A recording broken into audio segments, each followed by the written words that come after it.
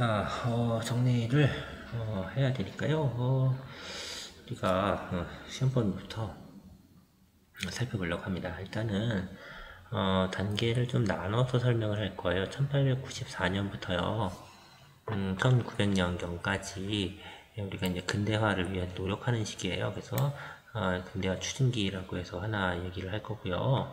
그 다음에 1904년부터 1910년까지는 이제 나라가 망하는 과정이잖아요. 그래서 국권 침탈기라고 해서 하나 또 다룰 거고요.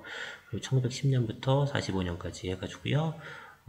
이제 식민지배 시기와 독립운동기로 살펴볼 겁니다. 그 다음에요. 한 가지 더 보면은 이제 그게 있죠. 뭐예요? 무장독립투쟁, 독립군의 활동. 이 부분은 1920년부터 1940년대 초반까지 쭉 흐름으로 기억을 해야 되거든요. 그래서 그거까지 따로 별도로 해서요. 총 4가지 파트로 해서 정리를 좀 하려고 해요. 각 파트마다 한 20분 정도의 내외로 해보려고 합니다. 한번 시작해 보죠. 자, 먼저 처음에 근대화 추진기예요. 우리가 이제 나라가 잘 먹고 잘 살기 위해서 노력했던 시기죠, 나름대로. 자, 1894년이 시작이 되겠습니다. 1894년 되게 중요한 해예요. 동학농민운동이 있었고요, 갑오개혁 있었고요, 청일전쟁이 있었죠. 동학농민운동은 시험범위가 아니니까 넘어가고, 청일전쟁이 일어납니다. 일본군이 서울에 상륙해서 경복궁을 포위하고 우리 정부의 개혁을 강요합니다. 자, 그래서 이 일본 애들에 의해서 강요된 개혁이 뭐예요? 바로 갑오개혁이에요. 자, 갑오개혁에서 개혁을 추진하기 위한 기간이 필요했어요. 자, 그 개혁을 추진하기 위해서 만든 기관이 바로 군국기무처입니다. 목소리가 안 좋네요. 미안해요. 자, 군국기무처를 만들어서 군국기무처에서 1차 갑오개혁을 실시합니다. 자, 군국기무처는 1차 갑오개혁 실시하고요. 2차 갑오개혁 때는 폐지가 됩니다. 자, 이 1차 갑오개혁에서 꼭 알아둬야 될 거 이거예요. 신분제 폐지. 자, 제발 이거 하나만은 반드시 기억합시다. 다른 거 알아두면 좋아요. 그런데 인간적으로 나는 모르겠어요. 저주받은 머리를 갖고 있어요. 이런 님이랄 그러면은 신분제 폐지 하나만 제발 좀 꼭 이거 하나는 기억할 수 있겠죠. 돌고래도 기억하겠다, 그죠? 자, 이거는 기억을 합시다. 자, 신분제가 폐지됐다라는 거죠. 자, 그런 개혁을 쭉 추진하는데 청일전쟁, 이놈의 청일전쟁이 이제 일본한테 점점 유리해집니다. 일본은 1차 갑오개혁은 실질적으로 전쟁에 바빠가지고요. 실질적인 간섭을 하지는 못했어요. 간섭은 제대로 이루어지지 못했습니다. 자, 그런데 2차 갑오개혁 때는 전쟁에 여유가 생겼어요. 거의 이 승세가 확 실시됐기 때문에요. 2차 갑오개혁에서는 일본의 간섭이 매우 많아지기 시작합니다. 그래서 일본 애들이 영향력을 행사하기 위해서 일본과 친한 박영효라고 하는 사람을 끌어들여가지고 간섭을 많이 하기 시작한 개혁이 2차 갑오개혁이 되겠습니다. 202쪽에요. 202쪽에 2차 갑오개혁과 관련해서요. 홍범 14조라는 문서가 나와요. 홍범 14조의 문서의 내용을 막 읽을 필요는 없고요. 홍범 14조가 2차 갑오개혁이라는 내용 정도는 기억하면 좋아요. 그리고 또 하나 교육입국조서라고 해서 교육에 투자를 많이 하겠다 이런 것을 또 강조를 하기도 합니다. 그럼 개혁안은 뭔가요? 개혁안도 있죠. 물론 개혁안이 있어요. 근데 우리가 이제 개혁안이 언급이 잘 안 돼서 그러는데 개혁안은 분명히 존재를 합니다. 잠깐만요. 이 개혁안에 대해서 간단하게 써주려고 하는데 미안해요. 글씨체가 적당한 게 안 보이네요. 일단 첫 번째 개혁안으로는요, 지방행정제도를 바꿨어요. 그래서 8도, 8개의 도가 있었는데, 이것을 23개의 부로, 23부로. 폰트가 깨지네요. 폰트가 깨지네요. 23부로 개편을 합니다. 이거 다른 폰트를 써 볼게요. 폰트가 깨지나. 23부로 개편을 하고요. 그 다음에 이 사법기관이 독립이 됩니다. 그래서 근대적인 사법제도가 마련이 되는 게 이때 이제 모습이라고 볼 수가 있겠습니다. 그래요. 자, 그리고 전쟁이 1895년에 일본의 승리로 땡땡땡 마감이 됩니다. 그리고 이 청일전쟁을 마감하는 조약이 시모노세키 조약이에요. 이름이 좀 웃기죠. 아무튼 그래요. 이 조약에서 일본한테 너무 유리한 내용으로 조약이 체결되었어요. 그래서 그게 배가 아파서 유럽의 세 나라가 그 조약에다가 깽판을 부립니다. 야, 이 조약 이행하지 마. 그런 게 어딨어? 뭐 이런 거죠.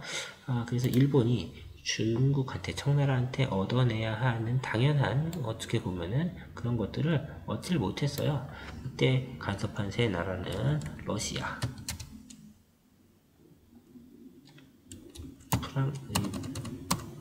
글씨체가 깨지네요. 잠깐만요. 한글 글씨체가 지원을 할 텐데, 글씨체를 바꿔 놓을게요. 자, 러시아, 프랑스, 독일입니다. 물론 여기에서 중심이 되는 나라는 러시아가 되겠습니다. 그래서 러시아가 중심이 되어서 이것은 이제 방해한 사건이 나타나게 됩니다. 그래서 사람들은 러시아가 힘이 세니까 우리가 이 러시아와 친해져서 이 갑오개혁 때 말이야 일본 애들이 우리 못살게 군 거 이런 것으로부터 벗어나자라는 생각을 했죠. 그러자 일본 애들이 그것을 못하게 방해하는 사건, 그게 바로 이제 을미사변이에요. 명성황후 시해 사건이죠. 일본 애들이 생각했을 때 러시아하고 관계를 돈독하게 하는 정점에는 왕비가 있었다고 생각한 거예요. 왕비를 죽이죠. 그리고 다시 너 내 말 잘 들어라, 이런 위협 속에서 추진된 개혁, 일본의 간섭을 강하게 받으면서 추진된 개혁, 그게 바로 3차 개혁인 을미개혁이 되겠습니다. 자, 이 을미개혁이 일어나고 왕비가 죽자 당연히 이 의병이 일어나죠. 특히나 왕비 시해 사건과 맞물려서요, 을미개혁에서 가장 꼭 알아둬야 할 것은요, 이 단발령이에요. 단발령이 뭔지 알겠죠? 머리 잘라라. 대부분 유학자들이 단발령에 반발하면서 의병 봉기가 많이 일어나게 됩니다. 이 의병을 우리는 을미의병이라고 부르죠. 자, 하나씩 기억합시다. 갑오개혁의 1차 신문제 폐지, 2차 공범 14조, 3차 을미개혁의 단발령. 자, 이건 인간적으로 이 정도면은 기억할 수 있을 거라고 믿어 심치 않습니다. 제발. 자, 그래요. 자, 그렇게 진행을 합니다. 이 갑오개혁은요, 일본의 간섭으로 추진된 개혁이었기 때문에 이 개혁이 중단된 다음에 많은 사람들이 이것을 좀 거부하는 모습을 좀 보여줍니다. 그리고 신분제 폐지라고 하는 아주 커다란 개혁 성과를 갖고 있었지만 실질적으로 이제 경제적인 개혁이라든지 아니면은 군사제도의 개혁이 조금 약했다라고 하는 한계점을 또 함께 가지고 있습니다. 좀 아쉽죠? 자, 그래요. 자, 205쪽으로 교과서에 가보면요. 대한제국가 독립협회라고 나와요. 우리로서는 이제 근대화 성공의 마지막 기회. 자, 1896년에요. 이 을미사변과 일본의 간섭으로부터 벗어나기 위해서 고종이 회심의 카드로 꺼낸 것은 바로 뭐냐? 아관파천이에요. 자, 아관파천으로 일본한테 아주 큰 빚엿을 매기죠. 그래서 일본 애들이 그동안 그 공든탑이 한순간에 무너지게 되죠. 아관이 뭐예요? 아라사는 러시아입니다. 공사관, 파천, 왕의 거처를 옮기는 행위. 그래서 왕이 러시아 공사관으로 피신을 한 사건이 되겠습니다. 당연히 러시아 말을 잘 들을 수밖에 없고 일본의 말을 잘 안 듣게 되겠죠. 상대적으로요. 자, 그런데 단점은 남의 집살이잖아요. 주인 눈치를 봐야겠죠. 눈치밥을 먹었어요. 그래서 해달라는 것을 다 해줬습니다. 탈탈탈 털어서. 그래서 우리나라에서 돈 되는 사업을 많이 넘겨줬죠. 그것을 우리가 이권 침탈이라고 합니다. 이권 침탈이라고 하고요. 205쪽에 지도 하나 있죠. 그 지도가 이권 침탈을 보여주는 지도니까 한번 봐두시기 바랍니다. 자, 이권 침탈이 왜 심하게 되었어요? 계기가 된 사건이 뭐냐? 아관파천이다. 이렇게 기억하면 되겠죠. 좋은 거예요, 나쁜 거예요? 안 좋죠. 자, 그래서 왕이 왕궁에 있어야지 네가 거기 있으니까 이권 침탈되는 거 아니냐 비판합니다. 그죠? 그리고 그렇다고 너네는 우리한테 우리가 가진 것도 별로 없는데 뺏어가니 나쁜 놈들아 이렇게 비판하는 단체가 생겼어요. 그 단체가 바로 독립협회라는 단체가 되겠습니다. 자, 206쪽이에요. 자, 206쪽에 가면은 독립협회 있고요. 독립협회 만드는데 아주 큰 역할을 한 사람 중에 한 분인 서재필이라고 하는 분이 있습니다. 독립협회는요, 원래 독립신문을 만드는 일을 하고 있었던 서재필, 그리고 독립정신을 심어주기 위해서 독립문이라고 하는 건물을 만들고 있었고요. 그 독립문을 만드는데 이 돈을 기부한 사람들을 다 회원으로 받아준 단체가 되겠어요. 그래서 문 만들다가 만든 단체죠. 어떻게 보면. 자, 목적은요, 활동의 목적은요, 국민들의 계몽이에요.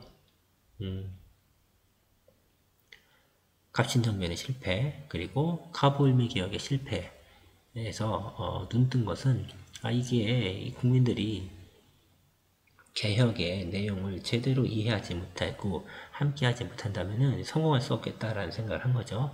그래서 많은 활동들을 통해서 다양한 계층을 참여시키고 정치적으로 활동을 하기 시작을 합니다. 자, 그래서요,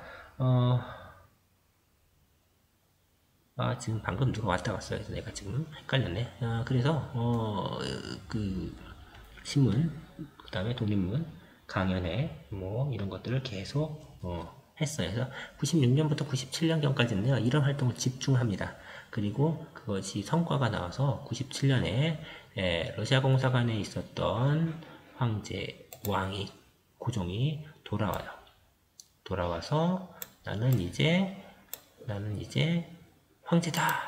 라고 하면서 대한제국을 선포하게 되죠. 물론 이게 독립협회 때문에 그런 건 아니에요. 국제적인 정세가 그럴만 했었기 때문에 가능한 건데, 독립협회도 내부적으로는 상당히 기여를 했다는 거죠. 자, 대한제국이 만들어졌습니다. 대한제국 이제 잘해보고 싶었겠죠. 잘해보고 싶었는데, 그 잘해보고 싶어 하는 파트너로서 독립협회가 눈에 들어옵니다. 그래서 초기에는 이 독립협회와 대한제국이 서로 관계가 상당히 좋았어요. 상당히 좋았습니다. 그래서 독립협회는 98년경이 되면요, 관계가 좋게 쭉 진행이 되다가 98년 초반이 되면요, 뭘 하냐면요, 만민공동회라는 것을 해요. 만민공동회. 이게 집회예요. 여기서 연설회, 토론회 등을 하면서 정치적 각성, 개혁에 대한 의지 이런 것들을 막 얘기를 하기 시작을 했습니다. 208쪽 좀 보세요.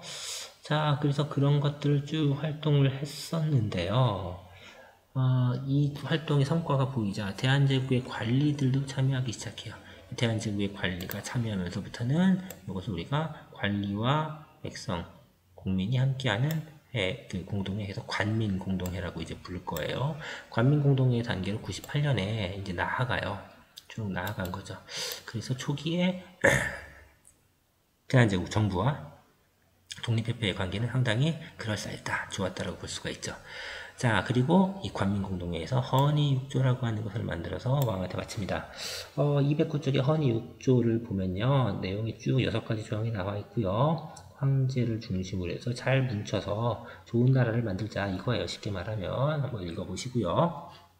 그리고 나서요, 정치개혁의 필요성을 느꼈기 때문에 독립협회는 중추원 관제 개편을 주장합니다. 중추원은 원래 왕의 자문기관으로서 있었던 기관인데요. 이것을 개편을 해서 의회로 만들자라고 하는 주장을 했습니다. 그래서 98년에 상당히 좋았단 말이죠. 이 관계가 쭉 계속 진행이 된 거예요. 여기까지. 그런데 이 보수적인 개혁을 싫어했던 애들이 이 중추원의 의회 설립을요, 왕을 쫓아내고 공화국을 만드는 거다라고 모함을 해서 결국에는 독립협회가 98년 말에 해산당하고 맙니다.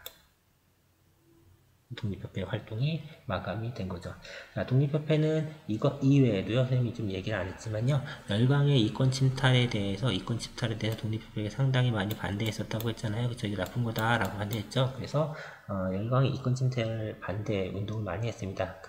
주로 이제 러시아가 이권을 뺏어가는 것에 대해서 열심히 반대 운동을 하는 모습을 좀 보여주었습니다. 그런 모습 208쪽에 나와 있으니까 같이 한번 살펴보시기 바랍니다. 이 독립협회는요, 열강의 이권 침탈, 내정 간섭, 여기에 대해서 우리 국가의 자주권을 지키려는 그런 운동이었어요. 그리고 상당히 당시로서는 획기적이죠. 의회까지 만들려고 했으니까요. 또 누구나 이 독립협회에 참여할 수 있었기 때문에 모든 계층을 참여시켰다라고 하는 의미를 또 가지고 있었습니다.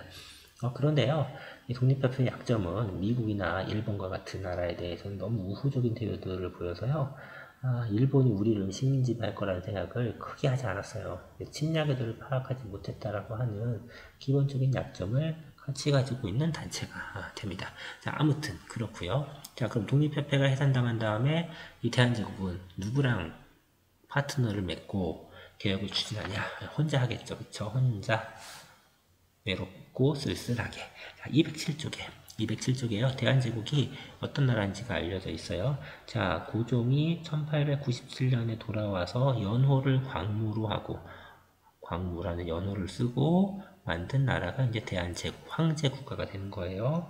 자, 그래서 많은 나라들이 그래, 네 황제 해라 라고 인정을 해줬어요. 그래서 자주 독립국가. 근데 거기에 맞게 나라가 성장해야 되겠죠. 자, 그래서 개혁을 추진했어요. 그것을 우리는 광무개혁이라고 부릅니다.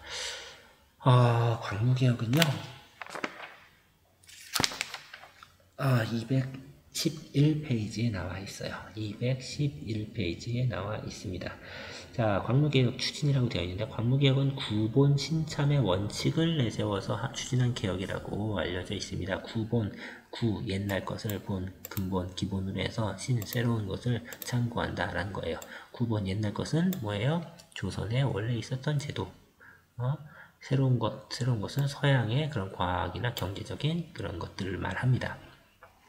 때문에 대한제국의 광무개혁에서는 당연히 이 식산흥업정책이라고 해서 경제개발정책이에요. 공장, 회사를 만들고 공장, 회사에서 일할 인력을 키워내고 이런 활동을 합니다. 그래서 회사, 공장이 만들어지고 학교가 만들어지는 모습을 볼 수가 있습니다.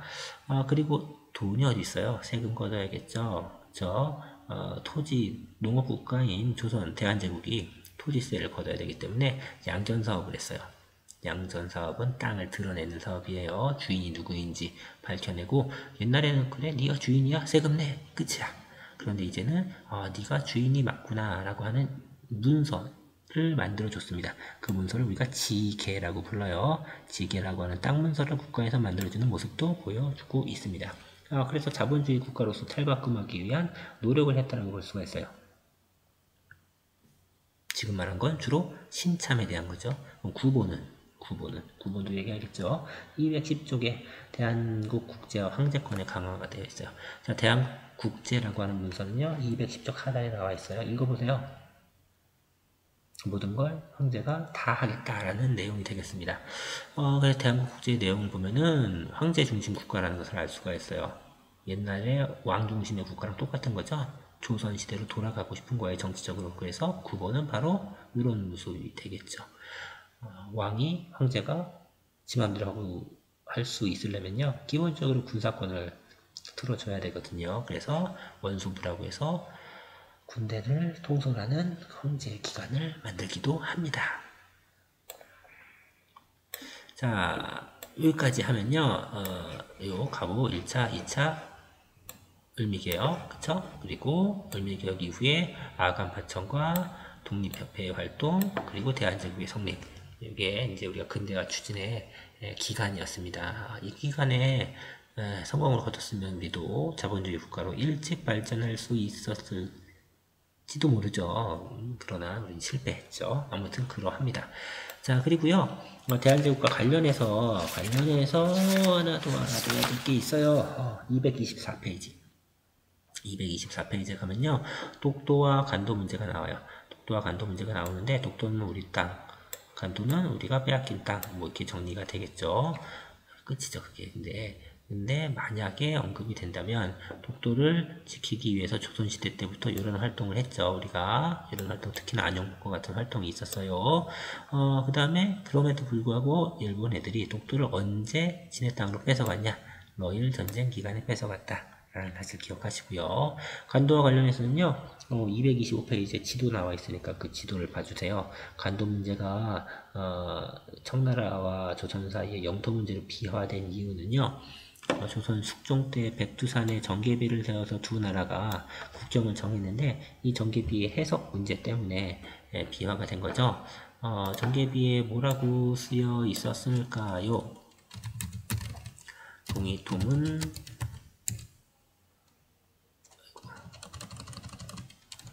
서위암록 동위토문이라고 쓰여져 있었어요. 여기서 문제가 된 것은 이 토문강의 위치가 문제가 된 거죠. 이 토문강이 어디냐 갖고 싸웠다는 거죠. 그래서 팽팽한 대립을 보였는데 우리가 1904년에 이제 나라가 이제 망해가죠. 그러면서 이제 외교권도 뺏기고 결국에는 1909년에 일본에 의해서 청나라한테 넘겨졌다. 이게 얘기가 되겠습니다. 이 정도 같이 받으시면은 근대화의 추진기에 대해서 어느 정도 얘기가 된 것으로 보입니다. 자, 이상으로 마칠게요.